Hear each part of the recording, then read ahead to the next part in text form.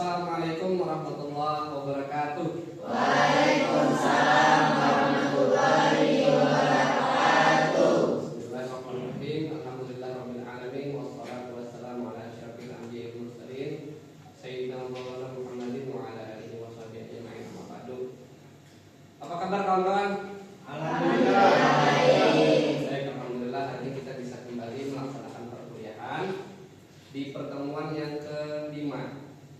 Hari ini kita akan mendiskusikan lanjutan dari perkuliahan yang sudah kita diskusikan sebelumnya.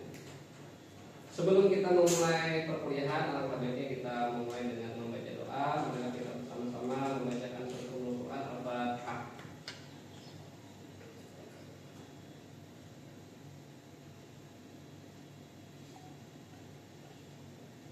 Amin.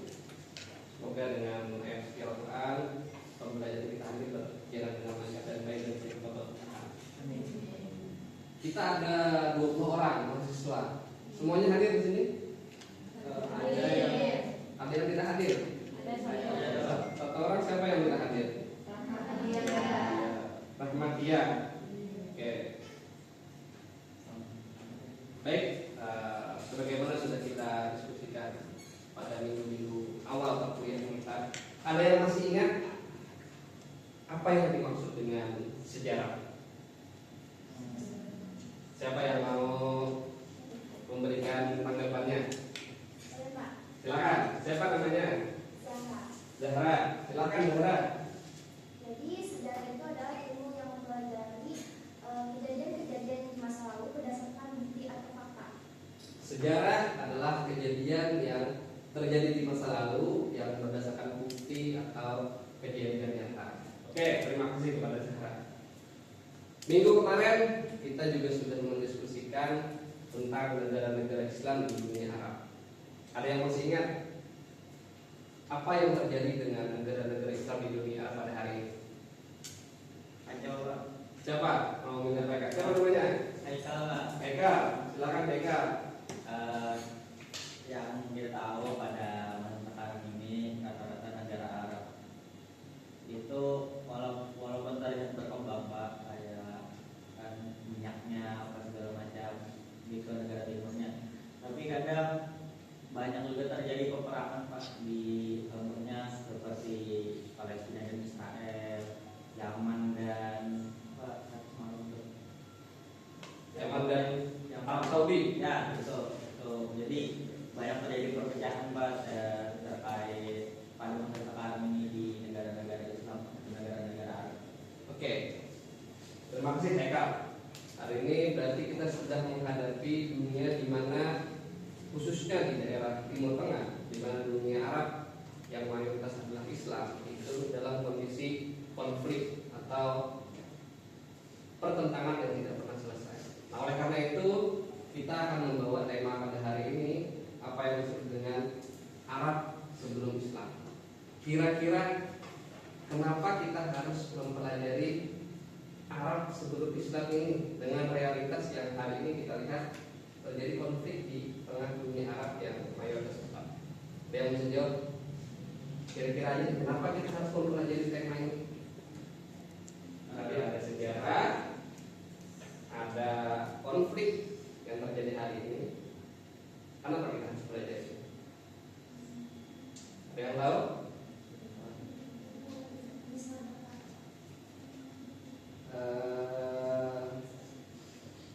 Ari, mana Ari? Silakan Ari. Apa deh? Kira-kira kenapa kita harus belajar ini? Karena pada zaman-zaman Arab sebelumnya itu masalah konflik itu sudah ada pada zaman terdahulu, terutama pada masalah ekonomi.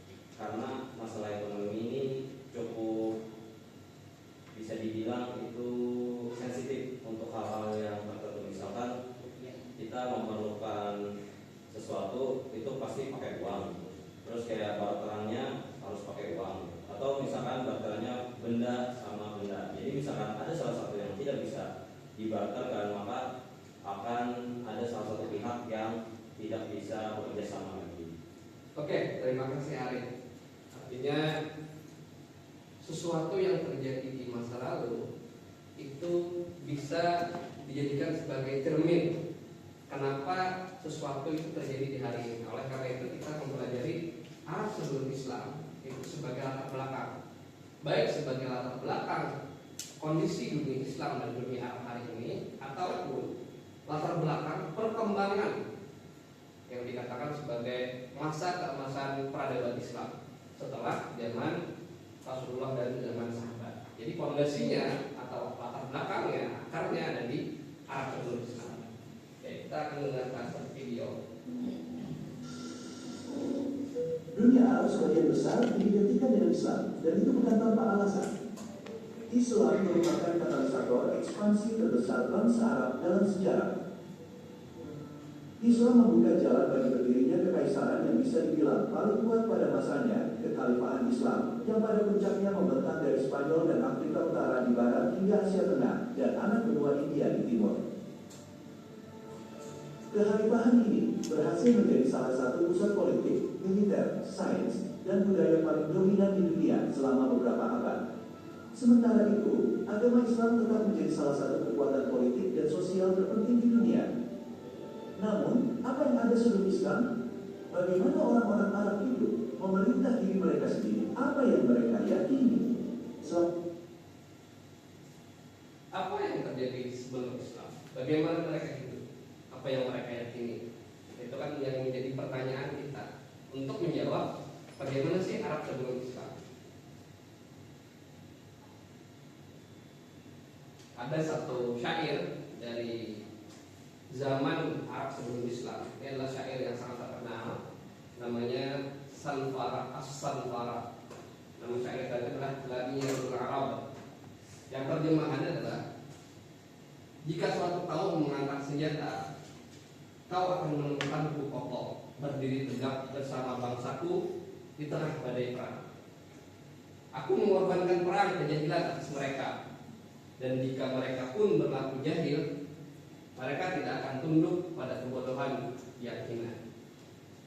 Ada satu kata yang kalau kita garis bawahi, ada kata kejahilan. Aku mengorbankan perang kejahilan, dan jika pun mereka berlaku jahil, mereka tidak akan tunduk. Narasi ini seolah-olah jahil itu adalah suatu kebanggaan. Kira-kira kenapa seperti itu? Kita akan nonton video. Rakyat Arab, Islam sebagian besar merupakan masyarakat nomaden yang dihuni oleh kelompok-kelompok suku yang terus berpindah-pindah. Suku-suku Badui ini, yang sebagian diantaranya mempertahankan gaya hidup nomaden tradisional mereka hingga saat ini, telah menjadi unit politik paling signifikan di Jazirah Arab. Dengan aliansi yang terus berubah, peperangan yang tiada henti, dan kejadian langka dari negara yang terorganisir dan terpusat, suku-suku ini sangat menekankan pada kelompok dan keluarga yang memiliki hubungan kekerabatan, dan akan menjelajahi pada pasir dengan ternak mereka yang sebagian besar terdiri dari domba, kambing, dan unta, hingga ke tenda-tenda bersama anggota keluarga dekat mereka. Para pemimpin suku menegakkan aturan-aturan tak tertulis dari masyarakat Badui di dalam suku tersebut. Suku-suku Badui bersifat patriarkal karena warisan diberikan kepada keturunan laki-laki tidak lengkap, tidak dapat mewarisi harta benda, dan hampir tidak memiliki hak karena mereka dapat disita dalam konflik suku sebagai rampasan perang. Dan hukum Badui mengizinkan para lelaki untuk menikahi tawanan mereka. Jumlah perempuan yang dapat dinikahi seorang lelaki tidak ditetapkan. Ketika seorang lelaki meninggal, putranya mewarisi semua istrinya kecuali ibunya sendiri. Kaum wanita di suku-suku Arab tidak banyak memiliki suara dalam pernikahan mereka, karena pernikahan seringkali diatur antara seorang pria dan keluarga calon istrinya, dan keluarga tersebut akan menerima harta benda seperti unta atau kuda sebagai imbalan untuk mempelai wanita.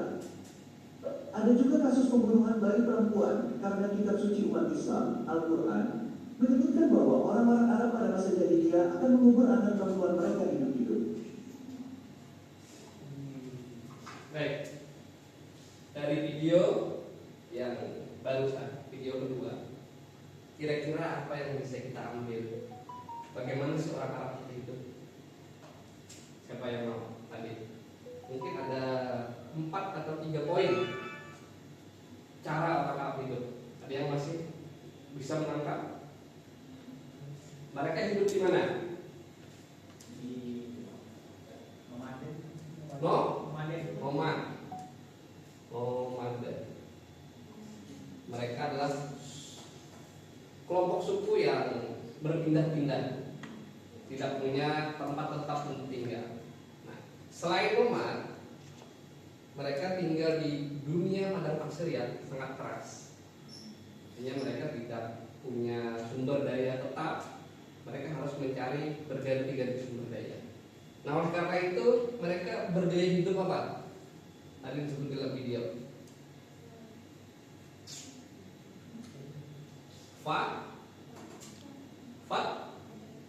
Patriarkal. Ada yang tahu patriarkal? Patriarkal itu adalah kehidupan yang didominasi oleh kaum laki-laki. Kenapa? Karena dituntut oleh kehidupan yang nomaden yang keras tadi. Maka mereka harus mengedepankan keperkasaan, kekuatan dan lain sebagainya. Tapi dampak daripada patriarkal itu maka mereka apa?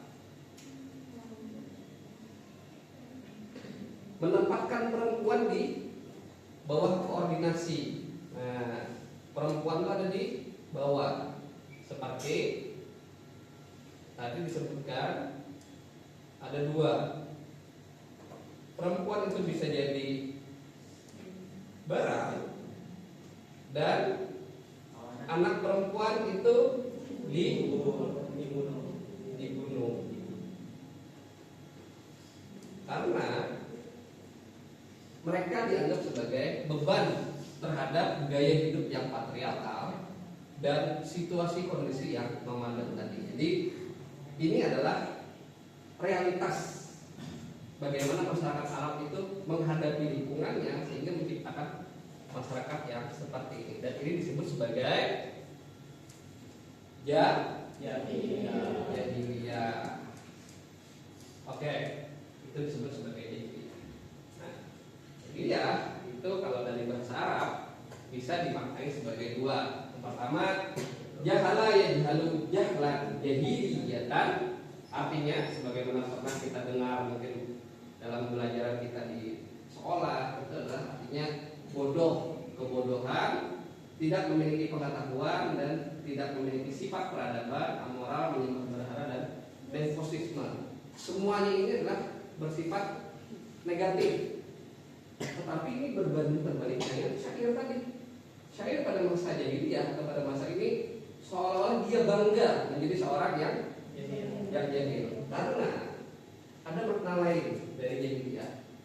Jahala yajhalu jahlan jahiliyatan, punya persamaan makna dengan kata maraka yang melaku markan muru'atan, yang artinya adalah keberanian, kebanggaan dan kehormatan. Nah, jadi logika ini jarang kita dengarkan. Nah, sehingga latar belakang ini menyebabkan orang Arab itu hidupnya keras dan terbiasa dengan konflik. Jadi ini adalah latar belakang dari kenapa kira-kira orang Arab sekarang itu suka sekali berkonflik, dan kenapa juga pada masa Rasulullah dan setelahnya orang Arab itu bisa menguasai sangat luar biasa luasnya wilayah, karena mereka punya gaya hidup yang keras dan suka tantangan lah gitu. Kalau kita tidak mau katakan sebagai konflik, nah karena itu mereka bisa mendominasi. Jadi faktor latar belakang kehidupan masyarakat Arab yang menjadikan fondasi persebaran Islam itu menjadi lebih luar biasa, dan ini diwariskan juga sampai ke periode kita sekarang. Oke, kira-kira itu materi kita pada hari ini. Kita akan coba reverse teman-teman untuk kita akan bagikan ke dalam dua kelompok saja. Dua kelompok, ada kelompok kanan dan kelompok kiri. Silahkan kawan-kawan berdiskusi tentang apa yang sudah didiskusikan tadi, apa yang sudah Bapak catatkan, dibuatkan diagram seperti Bapak tadi, tapi versi kalian. Apa yang kalian pahami tentang Arab sebelum Islam? Kita berikan waktu sekitar 20 detik.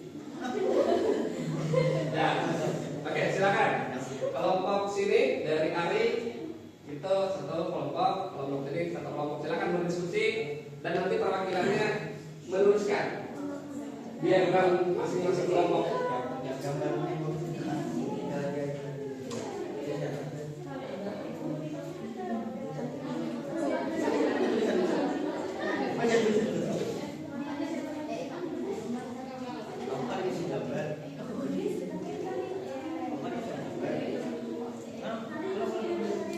Oke, sambil berdiskusi, Bapak akan bagikan kertas ini sebagai bahan evaluasi kalian masing-masing. Ini kan tugas kelompok, tapi ini hasil tugas kelompoknya dimasukkan ke dalam lembar jawabannya. Silakan dibagikan juga.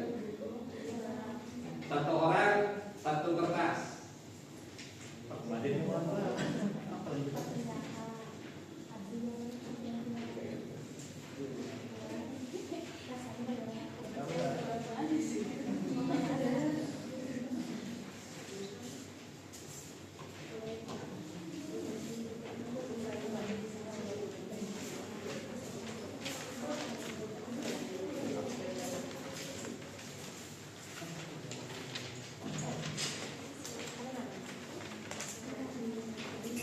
Oke, silakan perwakilan kelompok dari kelompok kanan siapa yang mewakili?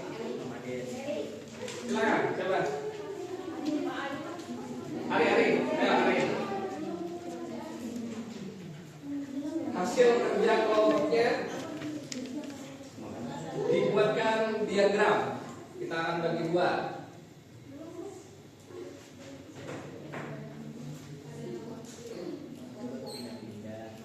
Silakan. Kelompok kiri sudah siap. Anak kelompok kiri dulu. Kelompok kiri sepertinya lebih siap.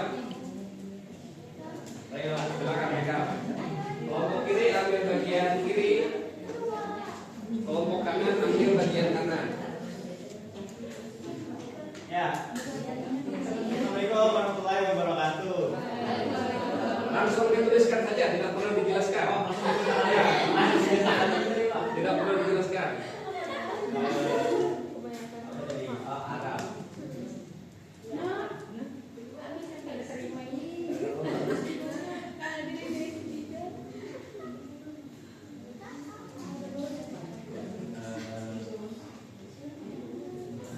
Atau sekalian, nanti kelompok kanan ambil sebenarnya. Kelompok kanan silakan Ari. Oh, Ditekan.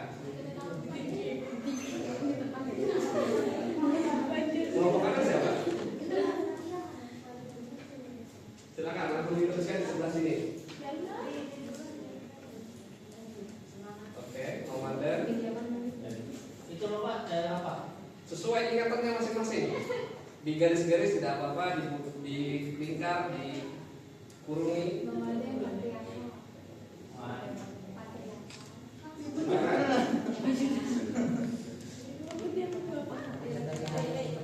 Yang lain silakan kerjakan lembar tugasnya.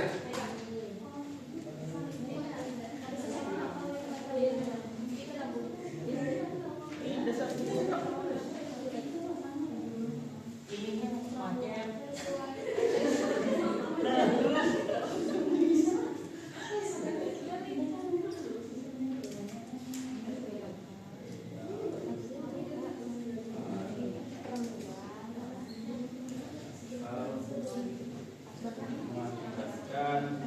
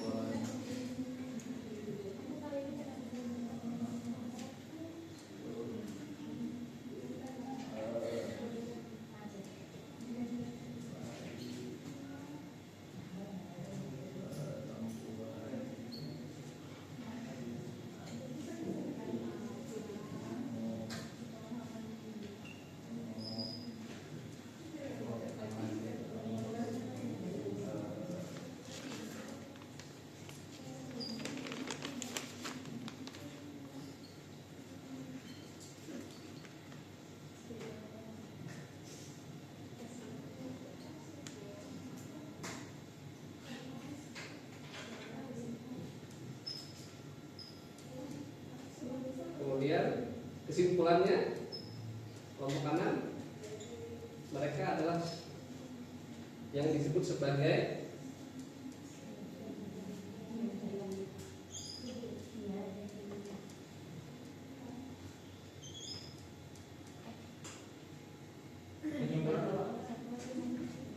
ya.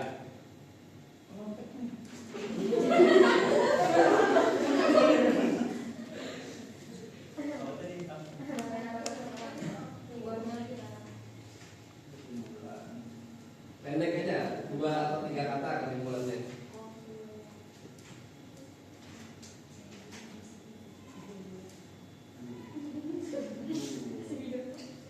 Atau 1 kata juga boleh.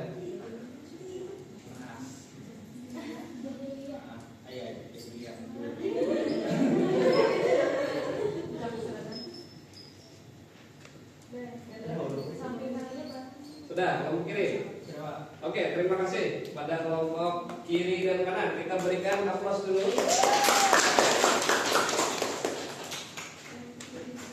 Kira-kira begitu yang kita diskusikan adalah Arab yang disebut sebagai jahiliyah itu adalah Arab yang latar belakang kehidupannya latar belakang kehidupan yang keras, disebabkan gaya hidup yang nomaden, disebabkan oleh lingkungan yang gersang, sumber daya terbatas, sehingga menyebabkan tumbuhnya satu sistem patriarkal yang menempatkan perempuan di bawah subordinasi laki-laki.